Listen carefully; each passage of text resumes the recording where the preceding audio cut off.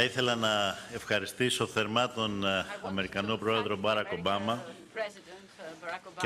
για την επίσκεψή του στην Ελλάδα και για το γεγονός ότι επέλεξε την Αθήνα, τον τόπο που γέννησε τη δημοκρατία, για το τελευταίο ταξίδι, έναν από τους τελευταίους σταθμούς πριν κλείσει την 8χρονη θητεία του ως Πρόεδρος των Ηνωμένων Πολιτειών.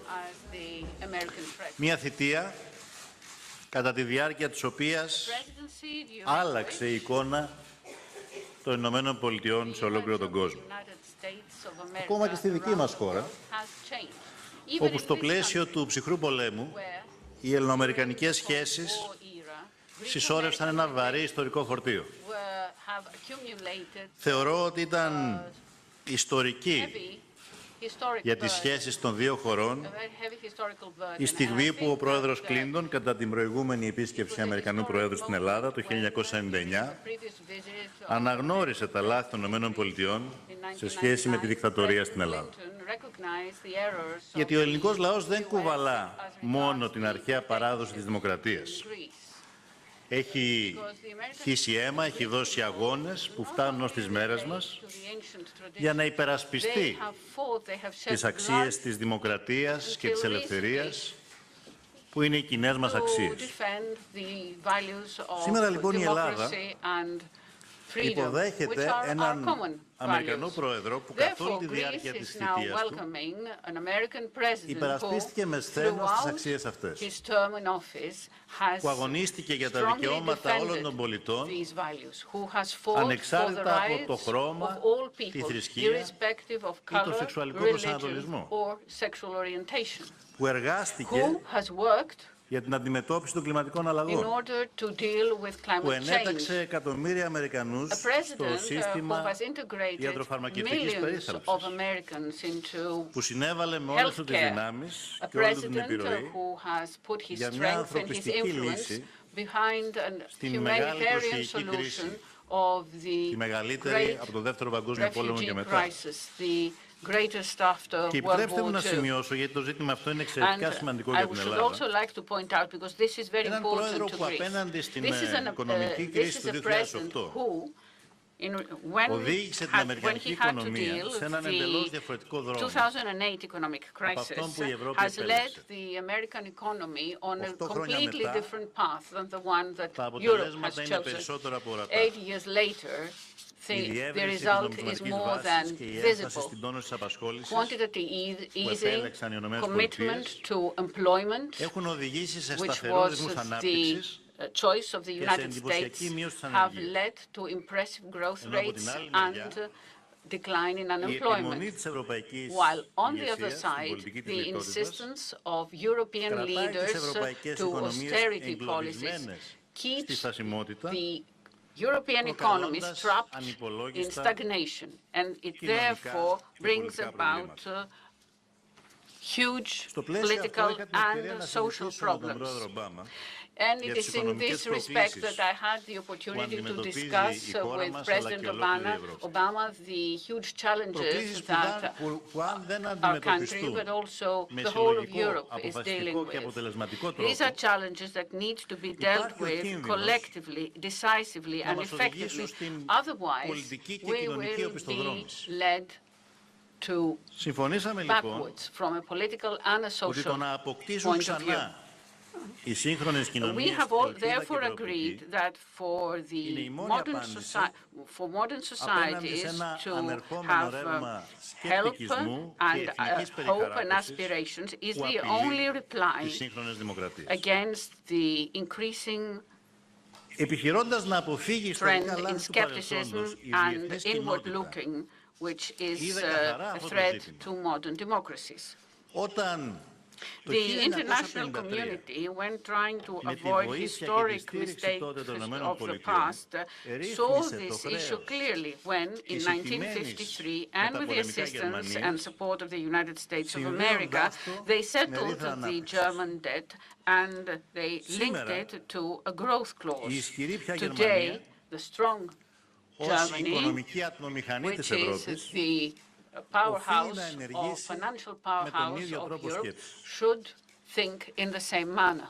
Η Ελλάδα και ο ελληνικός λαός Greece and the Greek people have recently had to deal με τις πιο σκληρές συνέπειες the harshest consequences of the global and European economic crisis.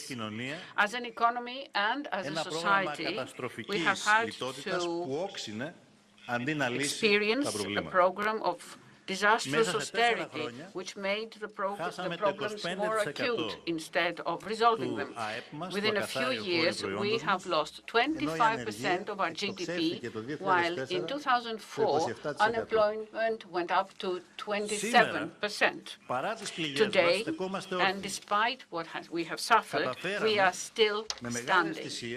We were able, through great sacrifices, to avoid the threats and the threatened disaster, and we are step by step restoring our economy. Today, for the first time in years, we are back to growth.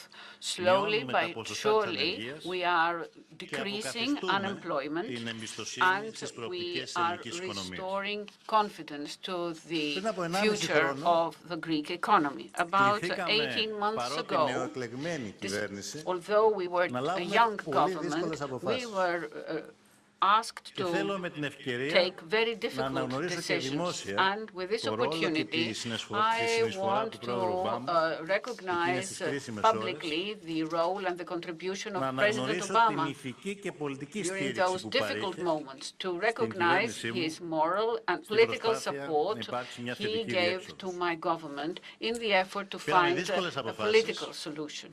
Difficult decisions were made not only in order to keep our country in the Eurozone, but also in order to maintain the cohesion of the European Union. And I believe that our decisions were right, as shown by history. We have made difficult reforms in the social security, in taxation, in public administration, but we have always taken measures to fight corruption, to attract investment, to create a better context for investment in Greece. We will continue to decisively promote reforms that will promote growth. And at the same time, we will continue to negotiate hard in order to avoid any reforms that would undermine growth. But what is more important to all of us is that society should understand, should feel the results of all that, and to make the burden to the weak members of society lighter, and also for the younger and productive generation, because after 7 years, people cannot take any more austerity. The important reduction of the Greek debt, the reduction of the surpluses which are expected of us in the future, and the participation of the Bank of Greece in the quantitative easing program should be rightfully given to Greece, and the time to do that is now. And from this point of view, I think that it is not only symbolic, but it is also very important that Barack Obama is now in Athens, and the day after tomorrow will be in Berlin, at this very critical point in time when decisions are expected, decisions that would not only concern Greece, they concern Europe and therefore the global economy.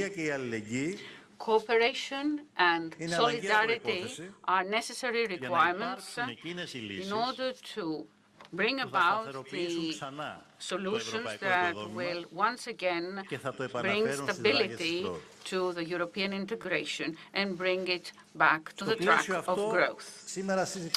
And in relation to that, President Obama and I discussed a number of important issues, such as the continuation of our bilateral economic and business cooperation. More specifically, the important potential for investments in Greece in a series of sectors such as energy, tourism, agro-food, research, and technology. We also discussed the future where Greece, with its important shipping power, can become an important transit center for trade, transport, and energy, linking Europe to Asia and to North Africa.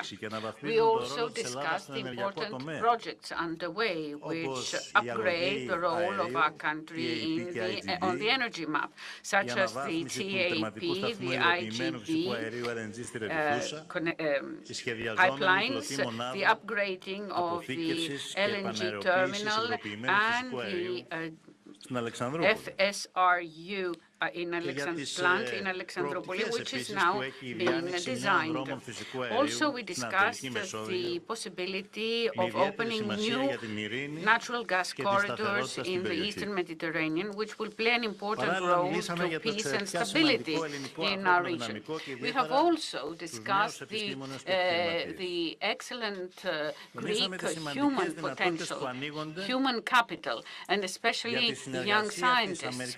We have stressed the huge potential opening for the cooperation between the American and the Greek business communities in the fields of innovation and startup companies in Greece.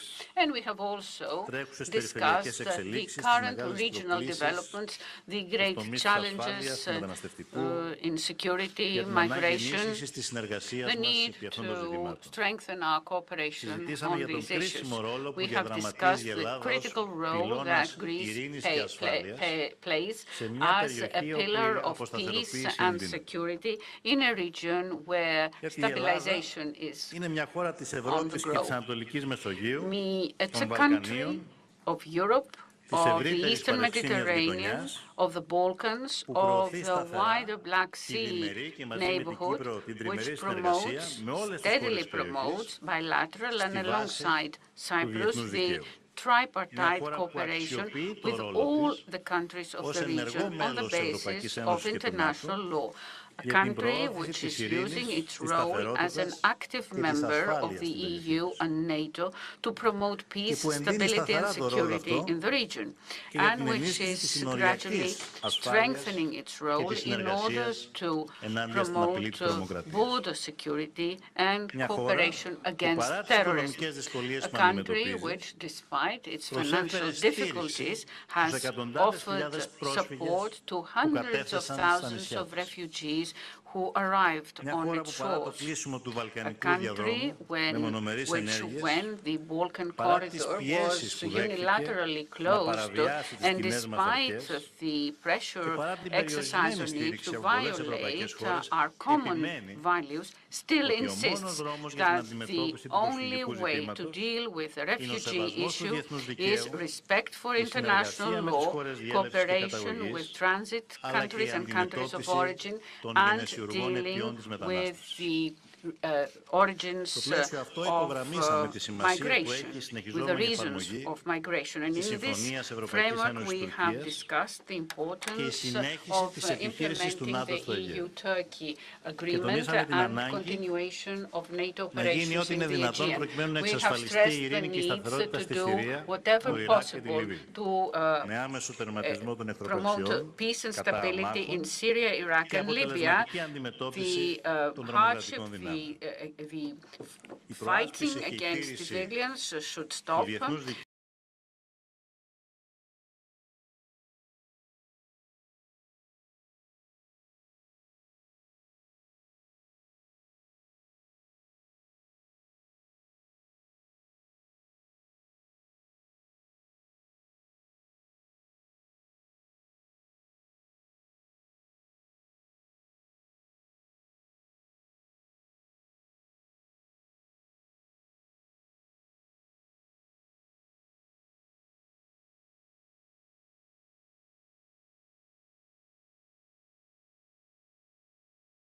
is on the basis of mutual respect without threats of war and questioning of sovereign rights. And of course, we have discussed the Cyprus issue, the need to find a fair and viable solution on the basis of UN resolutions and Στο πλαίσιο αυτό εκφράζαμε τη στήριξή μας στις εξαιρετικά κρίσιμες και σημαντικές διοικητικές συνομιλίες που διεξάγονται. Αύριο θα έχω την ευκαιρία να συναντήσω και τον πρόεδρο Αναστασιάδη που έρχεται στην Αθήνα. Talks which are underway. Tomorrow I will be meeting President Anastasiadis, who will be in Athens. We need to be very careful at this very critical point in relation to these talks, because important issues are still pending. Our objective is to achieve a solution that will benefit all of the Cypriots. Και αυτό, επανέλαβα την άποψή μας, δεν μπορεί να συμβεί χωρίς την αποχώρηση των κατοχικών στρατευμάτων και την κατάργηση του αναχρονιστικού συστήματος των εγγύσεων. Θέλω κλείνοντας και αφού καλωσορίσω και ευχαριστήσω για μια φορά τον πρόεδρο Ομπάμα για την εισαγωγή στην Before I conclude, I should like to once more thank President Obama for opting to visit our country. I would like now to remember the words of another important American president who, during the previous century, had to fight in order to deal with challenges similar to the current ones: security, economic crisis, or migration of movements of populations. And he had said that real freedom for people can only exist whenever there is security and independence. And he had also said that famine and unemployment are the raw material for dictatorships. These words are very topical nowadays. And I am certain that our peoples who are committed to common values will fight in every way to deter any possibility of us going back into history. It is our duty to make a leap into the future, and I believe that we will make it. Thank you. Kalispera. Thank you, Prime Minister Tsipras, for your kind words and for welcoming me to Athens today. I've always wanted to come to Greece, and I'm delighted to be able to make this part of my last trip overseas as President of the United States. I think we all know that the world owes an enormous debt to Greece and the Greek people. So many of our ideas of democracy, so much of our literature and philosophy and science can be traced back to roots right here in Athens. I'm told there's a saying from those ancient times, kalos ke agathos. When someone or something is good and beautiful on the outside, but it's also good and noble on the inside, in terms of character and in terms of purpose. And I think that's a fine description of the friendship that exists between the Greek people and the American people. The ideas of ancient Greece helped inspire America's founding fathers as they reached for democracy. Our revolutionary ideas helped inspire Greeks as they sought their own freedom, and Americans came here to help fight for Greek independence. At the dawn of the Cold War, when President Truman committed the United States to the defense of Greece, he said, "I believe that we must assist free peoples to work out their own destinies in their own way." To this day, the United States is profoundly grateful for our friendship and alliance with Greece. And I'm personally very grateful to my many friends in the Greek American community, sons and daughters of Hellenes, who have found success in every walk of American life. And Alexis, I want to thank you for your commitment to our alliance and for the good work that we did today. As the Prime Minister already noted, we spent much of our time discussing the economic situation here in Greece and how Greece can continue to move forward. I know this has been a painful and difficult time, especially for Greek workers and families, pensioners, and young people. This crisis is not an abstraction, but has had a very concrete and devastating impact on the lives and livelihoods of millions of people across this country. In our meeting, Alexis outlined next steps, including reforms to make Greece more attractive to investment and to prevent the kind of imbalances that led to the debt crisis in the first place. In other words, Greece, under his leadership, continues to do the hard work necessary to recover. At the same time, I've been clear from the beginning of this crisis that in order to make reforms sustainable, the Greek economy needs the space to return to growth and start creating jobs again. We cannot simply look to austerity as a strategy, and it is incredibly important that the Greek people see improvements in their daily lives so that they can carry with them the hope that their lives will get better. And in this context, as Greece continues reform, the IMF has said that debt relief is crucial. I will continue to urge creditors to take the steps needed to put Greece on a path towards a durable economic recovery, because it's in all of our interests that Greece succeeds. We all want the Greek people to prosper, to be able to provide a good life for their families and their children. That would be good for Greece, that would be good for the European Union, good for the United States, and ultimately good for the world. Beyond economic issues, we discussed the pressing security challenges that we face as NATO allies.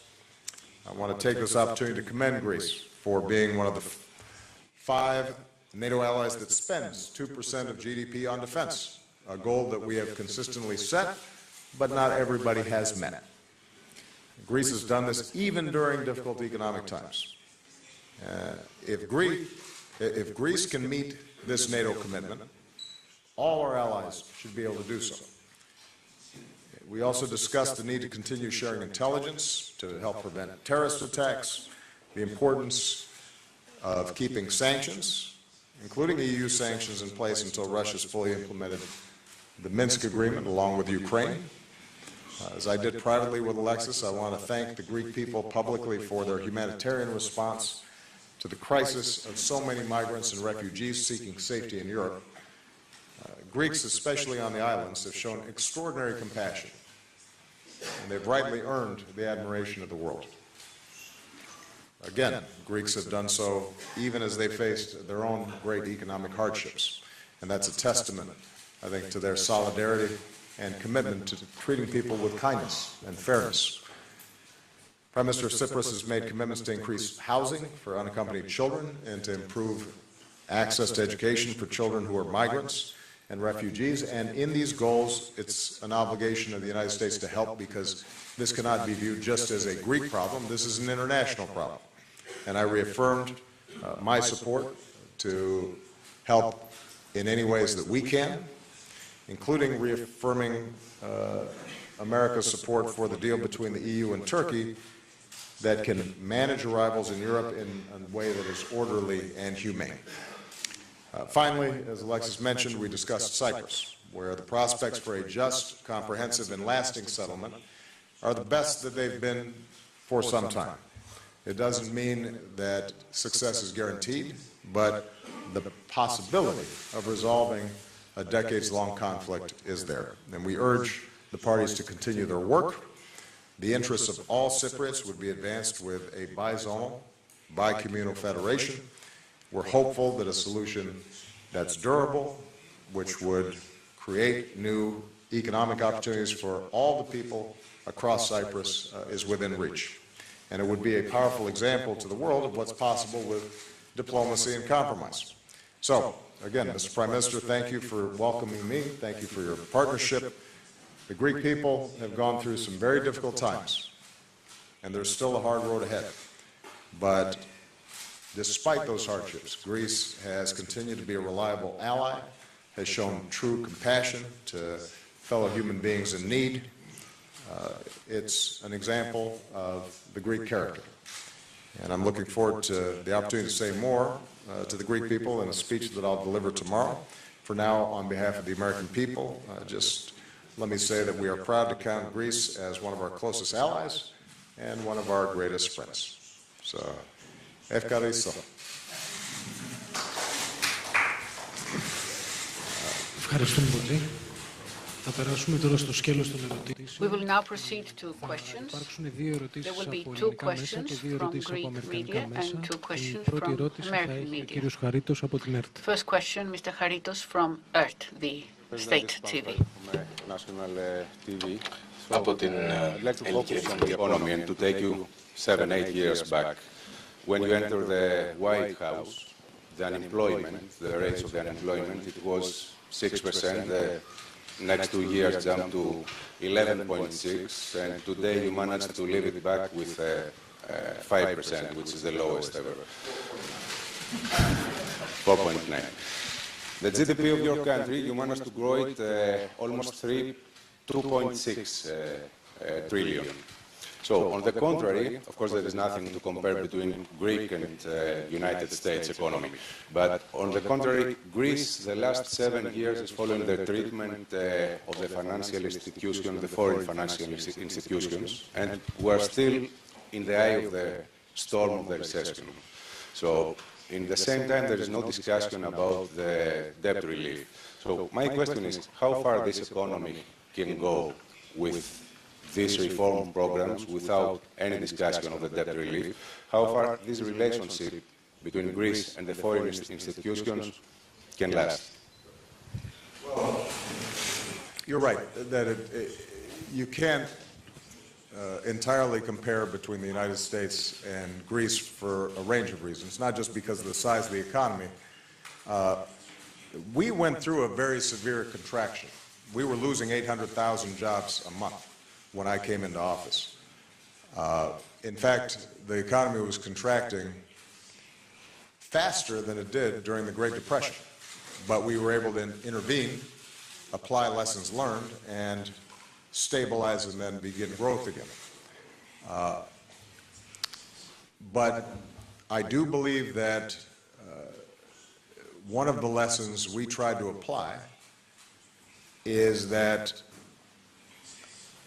it is important to combine structural reforms and good fiscal stewardship with a growth strategy, because when your economy is growing and more revenue is coming in, that helps relieve debt. And sometimes if your only approach is cutting spending at a time when the economy is contracting, then the economy will contract further and that can add debt. Now, the advantage we had is that the dollar is the reserve currency of the world. Even in the midst of crisis, people were still buying U.S. Treasury bills. We were not part of a broader arrangement like the Eurozone. So it gave us some additional flexibility. But the key lesson that we've drawn from our experience, and it's true that we recovered faster and better, frankly, than most of Europe, is that particularly when the economy is still struggling, putting people back to work, finding ways to spur economic activity, ultimately can help to reduce the structural deficits and debts that countries experience. I think the path that Greece is currently on is the right one. You've engaged in some very difficult structural reforms. And I think the Greek people, although it is difficult and challenging, and the politics of it I know are not good, should appreciate the fact that in this global economy, the Greek economy was going to have to go through some structural reforms. We all do, all the time. The United States has to go through structural reforms in terms of improving our education system, or revamping our infrastructure, or looking at some regulations that weren't properly controlling excesses on Wall Street.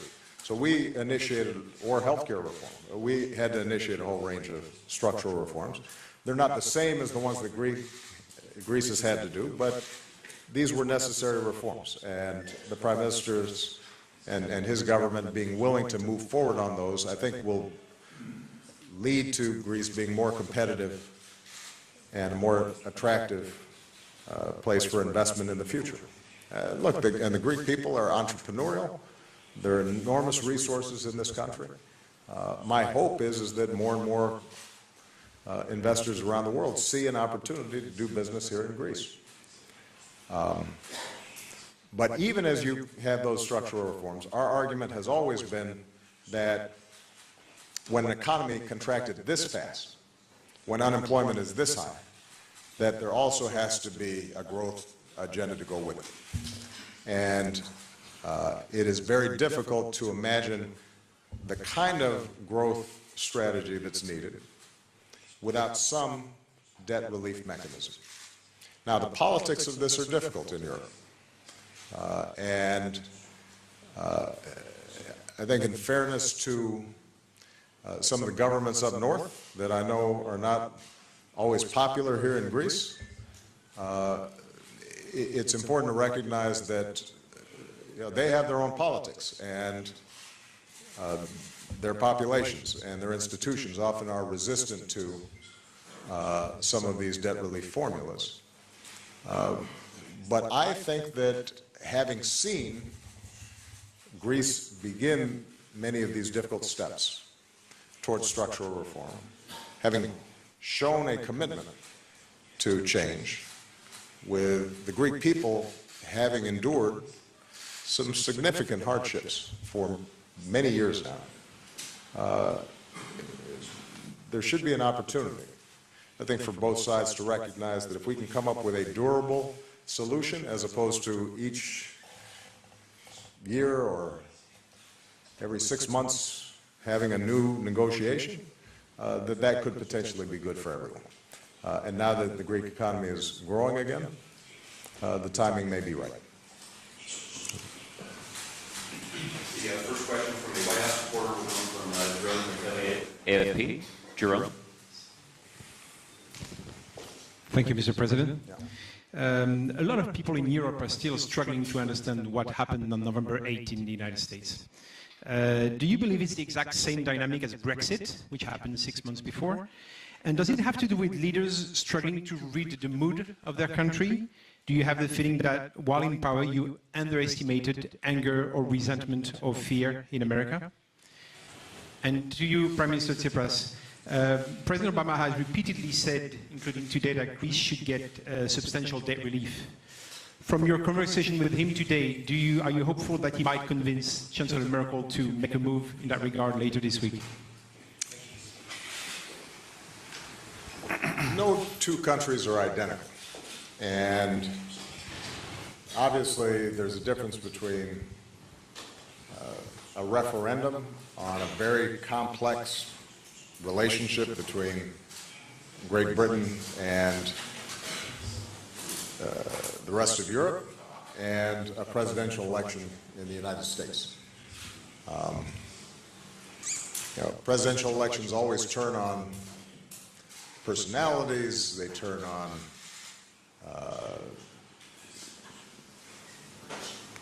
how campaigns are run, they turn on natural desires for change. If you've had an incumbent who's been there for 8 years, there's a temptation to think, well, let's maybe make a change. I think there are a whole range of factors involved.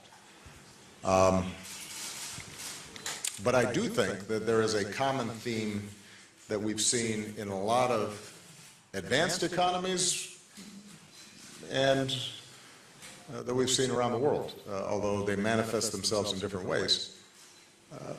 Globalization, combined with technology, combined with social media and constant information, have disrupted people's lives, sometimes in very concrete ways.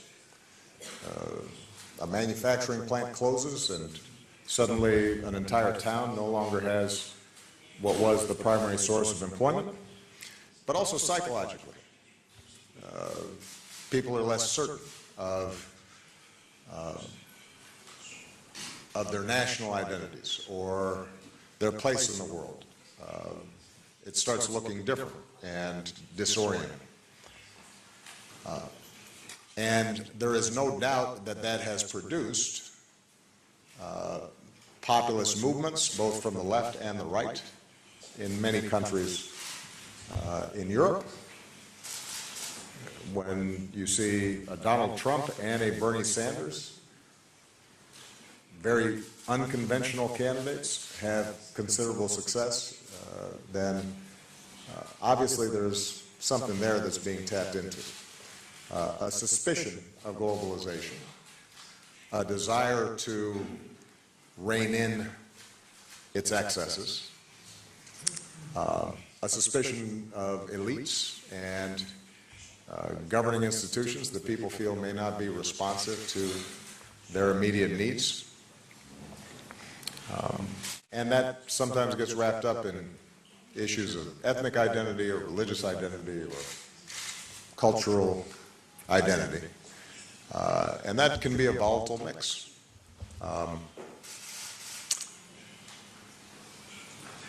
It's important to recognize, though, that those trends have always been there. And it's the job, I think, of leaders to try to address people's real, legitimate concerns and channel them in the most constructive ways possible.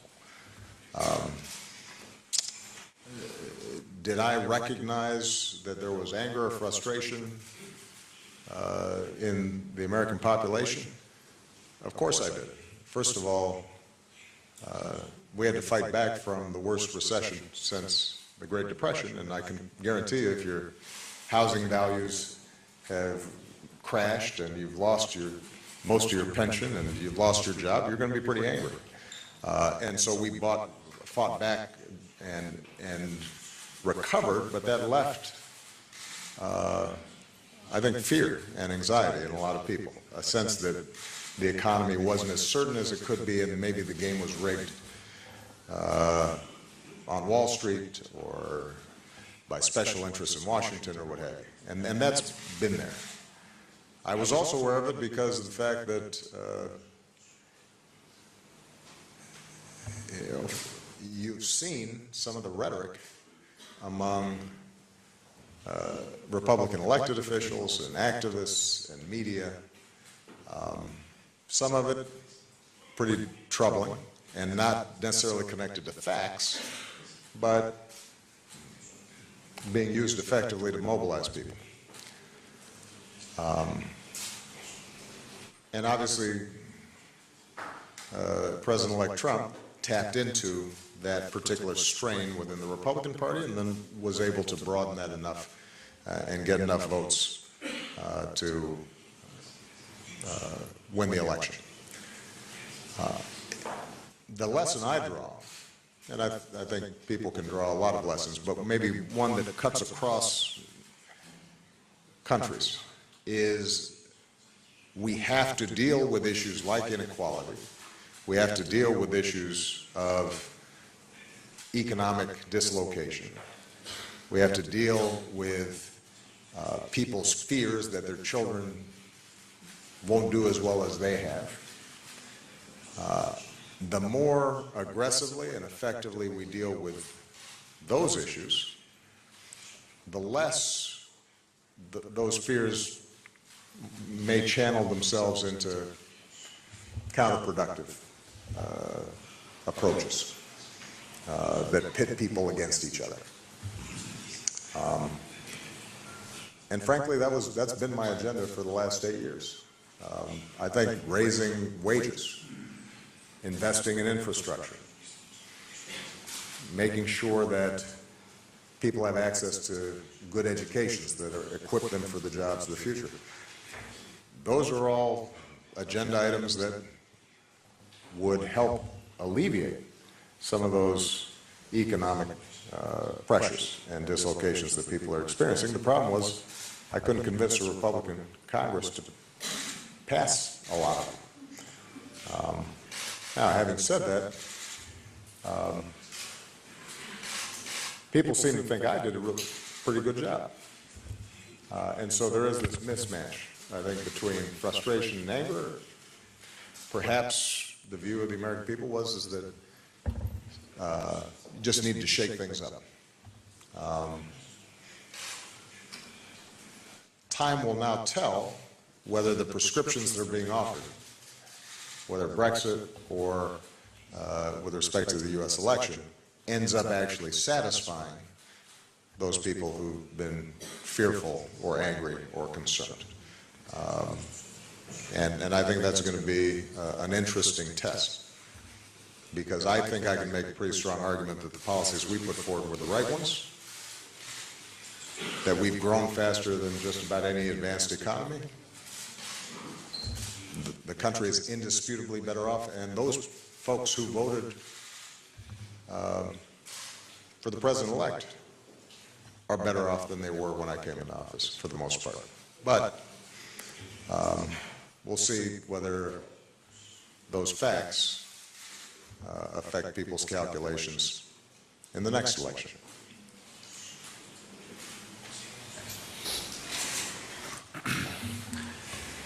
Με ρωτήσατε αν πιστεύω ότι μπορούμε να πείσουμε την Άγγελα Μέρκελ για τα απαραίτητα βήματα που πρέπει να γίνουν για να ανακάμψει η ελληνική οικονομία. But which are the necessary steps for the recovery of the Greek economy? Well, my answer is I'm very optimistic, and this for two reasons. Number one, Angela Merkel is a German politician, and Germans sometimes insist, sometimes they are disagreeable, but they insist that the agreements must be honored. And what is expected to happen with Greece is that which was agreed last July, August, in the summer of 2015. That was that as soon as Greece shows that it has decided to proceed with courageous and difficult reforms, that when the first and most difficult review is completed, then decisions will be taken, measures will be implemented to reduce, to provide debt relief to Greece so that Greece can go out into the money markets and for growth to return at a very high rate in the Greek economy. So the first reason for my optimism is that just as the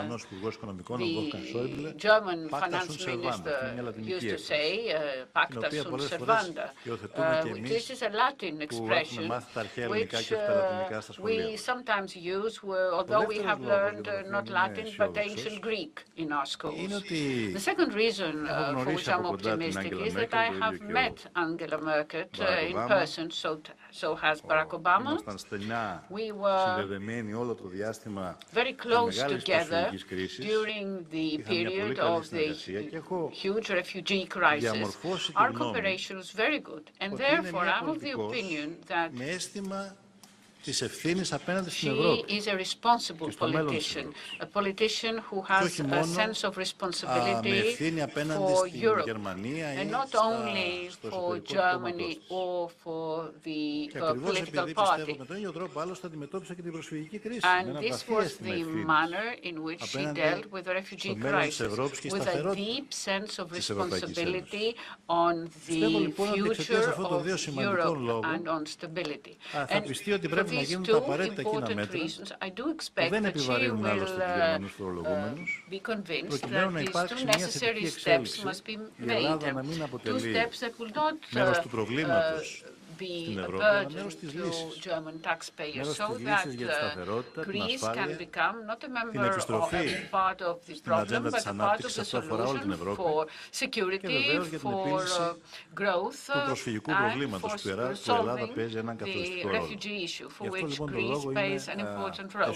And that is why I'm optimistic, and I expect my optimism to be realized.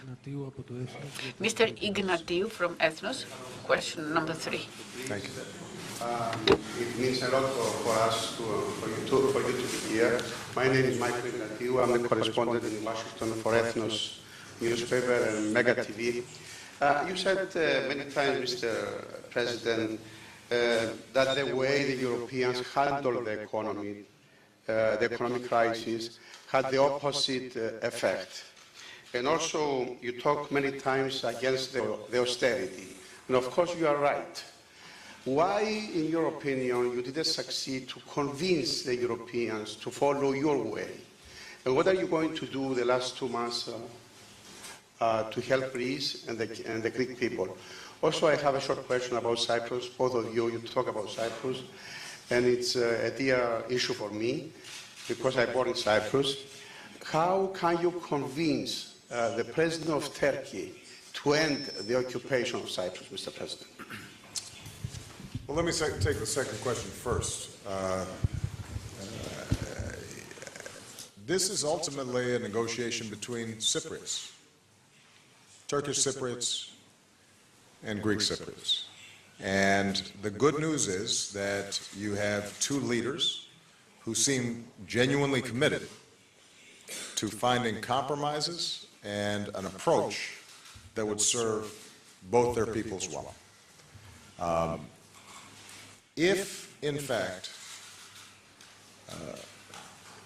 you can see a meeting of the minds between them, then the issue will be, can we make sure that all of us, the international community, Turkey, Greece, the United States, support that agreement in a way that can be ratified by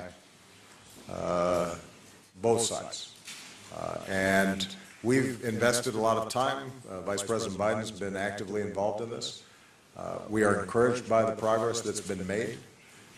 I think there's a window in the next few weeks, months, where this issue was actually resolved. And I think if we can find an equitable solution, it won't provide 100% of what either side wants. There may be some mechanisms for a transition from status quo to the future that both sides envision. But I think it's achievable, and we're going to do everything we can to support the process.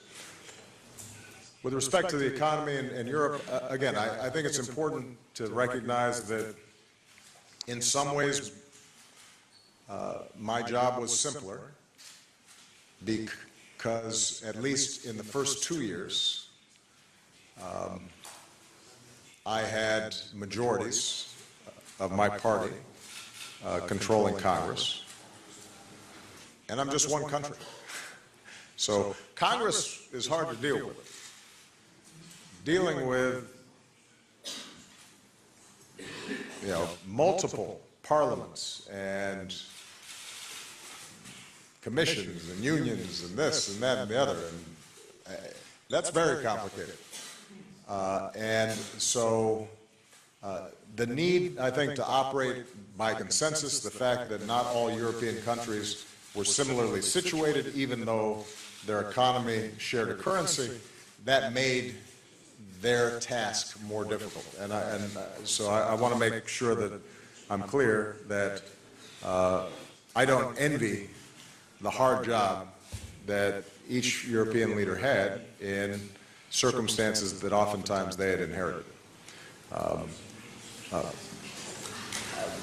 What I've tried to do is just offer our best thinking, whether it's in resolving problems in banks quickly, because the quicker you resolve the problems with banks and there's transparency in that process, the faster they recapitalize and are able to make investments.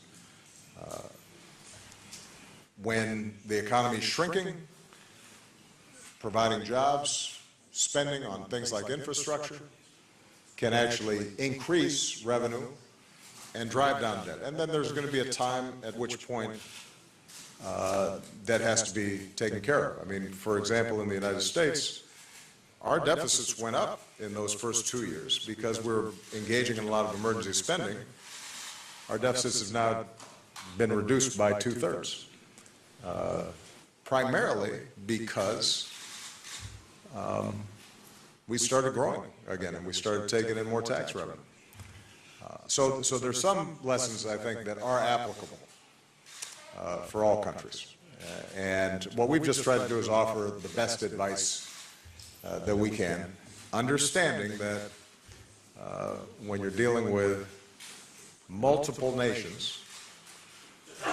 but a single currency, and then a European Union where some people are in the currency and some people are not in the currency,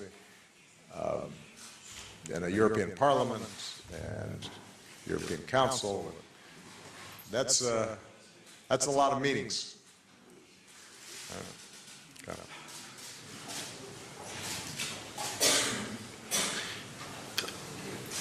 Θα συμφωνήσω απόλυτα με όσα I will fully agree with what President Obama has just said in answering the question about Cyprus. Δεν είναι ένα διμερές πρόβλημα. It is not a bilateral issue. It is not a problem between Greece and Turkey. It's an international problem Εδώ και 42 χρόνια, which όσο has είναι been going on ηλικία μου, for 42 years, είναι as long πρόβλημα as I'm παράνομης alive, εισβολής και and κατοχής it is a problem of illegal invasion and occupation of the northern part of Cyprus. We make our best. We do our best to encourage both sides to help them reach fair and equitable and sustainable solution. In my first visit to Cyprus as a Prime Minister, I tried and I did meet over and above the leaders of the Republic of Cyprus, a number of representatives of the Turkish Cypriot community, and I think that that was the first time that a Greek Prime Minister was meeting with them. We are interested in making sure that the people of Cyprus will be able to live in a reunited Cyprus when they are free, where there is a democracy, freedom, and Cyprus is a member of the European Union. So I would like to make it clear that as regards Greece, we are in favor of a solution.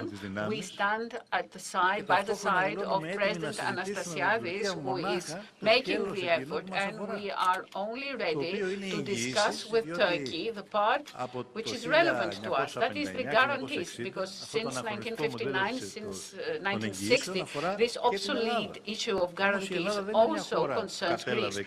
But Greece is not the country which has occupied and illegally invaded and illegally occupied Cyprus. So I believe that a fair and sustainable solution means a solution without the permanent presence of Turkish troops on the island. And at the same time, I think that the best guarantee for the Cypriot people to feel safe is the potential of a fair and sustainable solution. And if this happens, things will change not only for Cyprus, but for the wider region in general and for Greek-Turkish relations. This is how we are proceeding. I believe that, yes, President Erdogan plays an important role, but it is not my responsibility to convince him, Mr. Ignatiou. The final question will come from Chris Jansen with NBC News. Thank you. Mr. President, ever since the election, there have been protests on the streets of the United States. And earlier this year, Matt Lauer asked you if you believed you helped create the environment for Donald Trump to run. And you answered, talk to me if he wins about how responsible I feel about it. I wonder, do you feel any responsibility for the election of Donald Trump? And in the broader context, when you see his election, when you look at politicians like Theresa May, Marie Le Pen, do you believe that it is either a movement away from or an outright rejection of your worldview?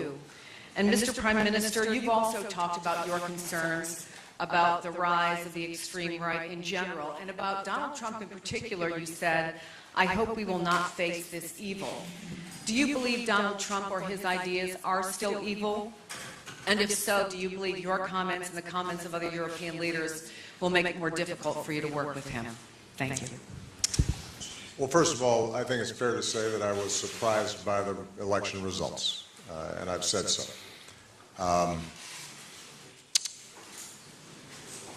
I still don't feel responsible for what the President-elect says or does, but I do feel a responsibility as President of the United States to make sure that I facilitate a good transition, and I present to him, as well as the American people, my best thinking, my best ideas about how you move the country forward.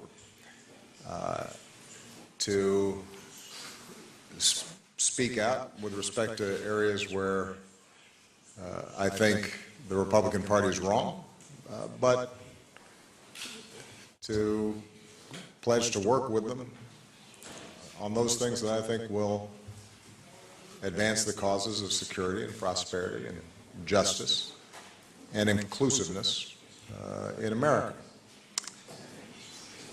I think it's important not to start drawing parallels, for example, between Theresa May, a fairly traditional conservative politician who's now Prime Minister, and Le Pen in France. Those aren't the same. And the situation in each country is different. I do think, as I said before, that history doesn't move in a straight line. It zigs and zags, and sometimes goes forward, sometimes moves back, sideways. I think at times of significant stress, people are going to be looking for something, and they don't always know exactly what it is that they're looking for, and they may opt for change, even if they're not entirely confident what that change will bring. As you know, throughout my presidency, I'm sure as a matter of convenience, I generally haven't paid a lot of attention to the polls. But since your question is directly related to the notion of a rejection of my worldview, last I checked,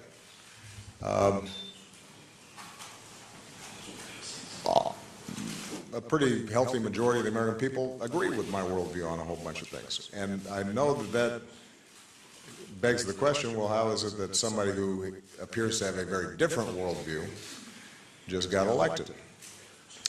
As I said, sometimes people just feel as if we want to try something to see if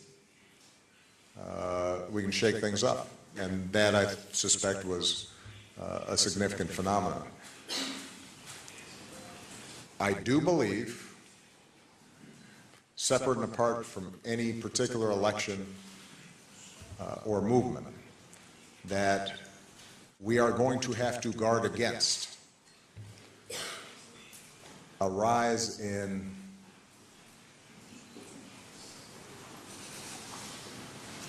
a crude sort of nationalism or ethnic identity or tribalism that is built around an us and a them. And I will never apologize for saying that the future of humanity and the future of the world is going to be defined by what we have in common, as opposed to those things that separate us and ultimately lead us into conflict. Take Europe. We know what happens when Europeans start dividing themselves up and emphasizing their differences and seeing a competition between various countries in a zero-sum way. You know, the 20th century was a bloodbath. And for all the frustrations and failures of the project to unify Europe, the last 5 decades have been periods of unprecedented peace, growth, and prosperity in Europe. In the United States, we know what happens when we start dividing ourselves along lines of race or religion or ethnicity. It's dangerous, not just for the minority groups that are subjected to that kind of discrimination or, in some cases in the past, violence, but because we then don't realize our potential as a country when we're preventing blacks or Latinos or Asians or gays or women from fully participating in the project of building American life. So my vision's right on that issue. And it may not always win the day in the short term in any particular political circumstance, but I'm confident it'll win the day over the long term. Because societies in which we are able to unify ourselves around values and ideals and character and how we treat each other and cooperation and innovation ultimately are going to be more successful than societies that don't. That's my strong belief. And I think I've got pretty good evidence to prove it.